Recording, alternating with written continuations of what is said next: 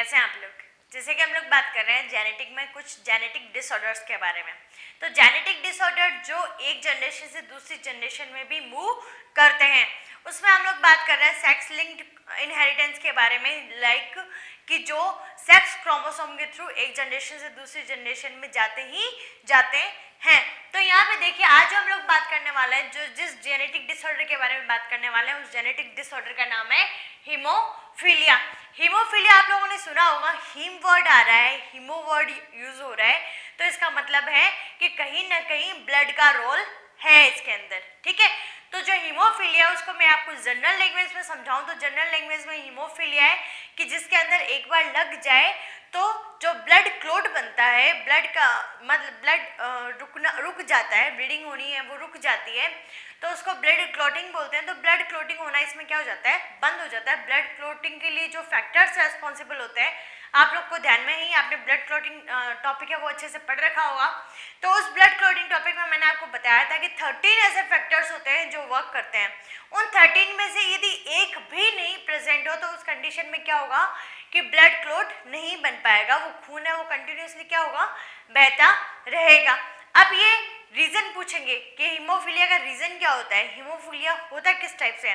तो यहाँ पे सबसे पहले देखिए कि इस हीमोफीलिया को बिल्डर्स डिजीज भी बोलते हैं। मतलब कि क्लॉट बन नहीं पा रहा ना, तो इसको बिल्डर्स डिजीज बोल दिया। रॉयल डिजीज बोलते हैं, मतलब जो रॉयल फैमिलीज है, राजा महाराजाओं वाली फैमिलीज है, उसमें सबसे पहले डिस्कवर हुआ था, इसलिए इसको बोलते हैं। और फिर है यहाँ पे क्रिसमस डिजीज भी बोलते हैं, मतलब स्टीफन क्रिसमस के नाम पे इसको क्रिसमस डिजीज के नाम से भी जानते हैं। आपसे हीमोफीलिया के नाम से ही पूछा जाएगा या बिल्डर्स डिजीज के नाम से पूछा जाएगा।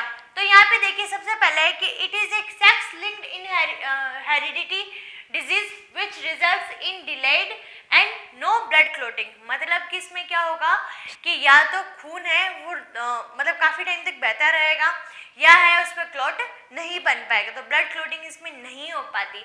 तो ये होता है मेनली यहाँ पे हीमोफीलिया। और ये हीमोफीलिया भी किस पे प्रेजेंट होता है, ये होता है एक्स लिंक्ड रिसेसिव ट्रैक्ट पे। मतलब कि जो एक्स लिंक्ड अप्रभावी जो रिसेसिव है, मतलब हमने कहा था कि एक्स और एक्स जो हम लोगों ने कलर ब्लाइंडनेस में पढ़ा, सेम आपको इसमें भी वही ध्यान में रखना है कि एक्स और एक्स क्रोमोसोम पे ये प्रेजेंट होंगे। तो एक्स पे है, एक अक्ष पे प्रेजेंट है और एक अक्ष पे नहीं है, तो वो फीमेल कैसी होगी, उसकी कैरियर होगी, लेकिन वो यहाँ इससे इफेक्टिव नहीं होगी। तो यहाँ पे आपको ये ध्यान में रखना है कि यहाँ पे हीमोफीलिया है वो लेडीज में बहुत रेयर होता है। ठीक है, बहुत ही रेयर केस में होता है, लेकिन जेंट्स में ये रोग ज़्यादा देखने के लिए मिलेगा। और लेडीज है वो जस्ट इसकी क्या होगी, कैरियर होगी, वाहक होगी, एक व्हीकल की तरह काम करेगी एक जनरेशन से दूसरी जनरेशन में लेके जाने के लिए। तो यहाँ मैंने लिखा है फीमेल जस्ट कैरियर। और जो यहाँ की कैरियर फीमेल्स होगी उनमें आपको ध्यान में रखना है कि जो मेंस्ट्रुएशन साइकिल होगा या जो पीरियड्स टाइम होगा, तो उस कंडीशन में ब्लीडिंग है वो ज़्यादा होगी, उतना ही इफेक्ट होता है। बाकी उनके ये नहीं है कि आग लगी तो उस पर ब्लड है वो कंटिन्यूसली बहता रहेगा, बाकी वो कैसी होगी, नॉर्मल ही होगी। तो यहाँ पे देखिए सबसे पहले मैंने लिखा है कि इस जेनेटिक डिसऑर्डर की डिस्कवरी है वो किसने की, वो की जॉन ऑटो ने। उसके बाद में है यहाँ पे कि हेल्डेन नाम के एक साइंटिस्ट थे, उन्होंने इसको सबसे पहले डिस्कवर किस में किया, haemophilia in the family of queen of Victoria. Victoria जो रानी है, क्वीन विक्टोरिया कहाँ की, इंग्लैंड की, तो वहाँ पे इन्होंने सबसे पहले इसको डिस्कवर किया था। इंग्लैंड की महारानी है जो विक्टोरिया, उसके थ्रू उसके बेटे को हुआ, और उसके बेटे के थ्रू यहाँ पे और शाही फैमिलीज हैं वहाँ पे भी ये स्प्रेड हो गया था। ये स्प्रेड हुआ था स्पेन, रशिया, जर्मनी, यहाँ पे आगे की तरफ ये फैलता चला गया। और सारी की सारी शाही फैमिलियों में होता था, जिसको शाही डिजीज बोलते थे कि भाई ये सिर्फ शाही लोगों को ही होती है। उसके बाद में देखिए कि इसका जो सबसे बड़ा रीजन है वो रीजन क्या है, म्यूटेशन। म्यूटेशन वैसे आपके 37 चैप्टर में है, लेकिन वो आपके चैप्टर डिलीट हो गया इसलिए मैं पढ़ा नहीं पाऊंगी। तो जो म्यूटेशन का मतलब होता है वो मतलब होता है कि आपने जो डीएनए के स्ट्रक्चर देखिए, डीएनए के स्ट्रक्चर के अंदर जो यहाँ पे हमारे जो जीन्स होती है, उन जीन्स में क्या हो जाए कि सडन किसी टाइप का कोई चेंजेस आ जाए, तो सडन जो चेंजेस होता है उसी को क्या बोलते हैं, म्यूटेशन बोलते हैं। तो ये म्यूटेशन सबसे पहले किसको हुआ था, जो क्वीन विक्टोरिया है उसको। ठीक है, तो यहाँ पे सबसे पहले जो आइडेंटिफाई हुआ था। ठीक है, तो इस टाइप से आप लोग को ध्यान में रखना है। फिर यहाँ पे दे रखे हैं हीमोफीलिया के टाइप्स दे रखे हैं। हीमोफीलिया के दो टाइप्स होते हैं, हीमोफीलिया ए और हीमोफीलिया बी। अब हीमोफीलिया ए और हीमोफीलिया बी है वो आपके बुक में भी दे रखे हैं, लेकिन यहाँ पे आपको मिस्टेक दे रखा है, प्रिंटिंग मिस्टेक है आपकी बुक में कि हीमोफीलिया ए है उसमें आपके दे रखा है फैक्टर नंबर 9 और हीमोफीलिया बी में दे रखा है फैक्टर नंबर 8। ठीक है, लेकिन आपको क्या है सही वाला ध्यान में रखना है। हीमोफीलिया ए का जो रीजन रहेगा वो रीजन ये रहेगा due to absence of factor eighth factor कहाँ अब्सेंट होगा, यहाँ हीमोफीलिया ए में, और जो 9th फैक्टर एब्सेंट रहेगा वो कहाँ रहेगा, हीमोफीलिया बी में। तो ये आपको बहुत अच्छे से ध्यान में रखना है हीमोफीलिया ए और हीमोफीलिया बी का जो रीजन है। उसके बाद में यहाँ इसको क्लासिक डिजीज भी बोलते हैं, इसको क्रिसमस डिजीज भी बोलते हैं, और इस स्टीफन क्रिसमस के नाम से मैंने आपको ये बता दिया।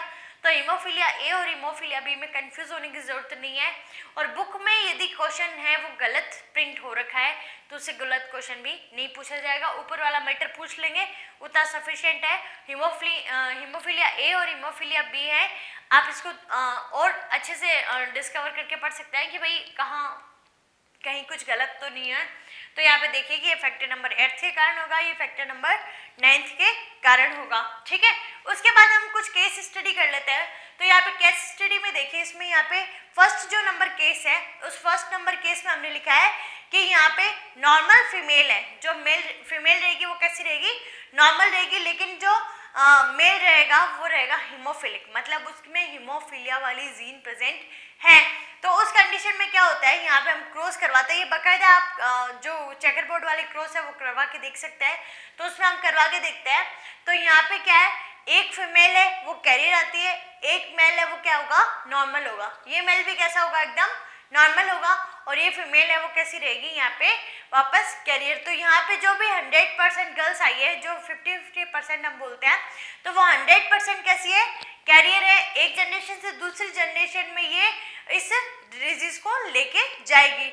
और जो बॉयज आएंगे वो दोनों कैसे होंगे, नॉर्मल, जबकि यहाँ पे फादर कैसे थे, यहाँ अब नॉर्मल थे, हीमोफिलिक थे। लेकिन आप लोग को क्वेश्चन ये पूछते हैं कि जो हीमोफिलिक डॉटर होती है उसके फादर का हीमोफिलिक होना कंपलसरी है। ठीक है, जरूरी है, उसी के थ्रू ये यहाँ पे। उसके बाद में देखिए यहाँ पे केस स्टडी सेकंड करते हैं। तो केस स्टडी सेकंड ऐसे में क्या है, कैरियर फीमेल है और नॉर्मल मेल है, इनके बीच में यदि क्रॉस करवाया तो इनके बीच में क्रॉस करवाएंगे तो यहाँ पे ये दो है वो क्या होंगे, एक तो कैरियर होगा और एक हीमोफिलिक होगा। मतलब कि फीमेल तो मैंने कह दिया कि फीमेल को ये डिजीज है वो नहीं होने वाली, बहुत ही रेयर केस में होने वाली है। तो यहाँ पे ये तो कैरियर की तरह काम करेगी और ये हीमोफिलिक हो गए। बाकी ये दो बच्चे लिख रखे हैं मैंने, एक गर्ल और एक बॉय, ये कैसे रहेंगे, बहुत आर नॉर्मल। ठीक है, तो इस टाइप से आप लोगों को ये कंप्लीट जो जेनेटिक डिसऑर्डर है वो ध्यान में रखना है। उसके बाद में आपके दो ऑटोसोमल डिजीज और रह जाती है, उसके बारे में भी हम लोग डिस्कस करेंगे। तो खुश रहिए, मुस्कुराते रहिए और घर पे सुरक्षित रहिए।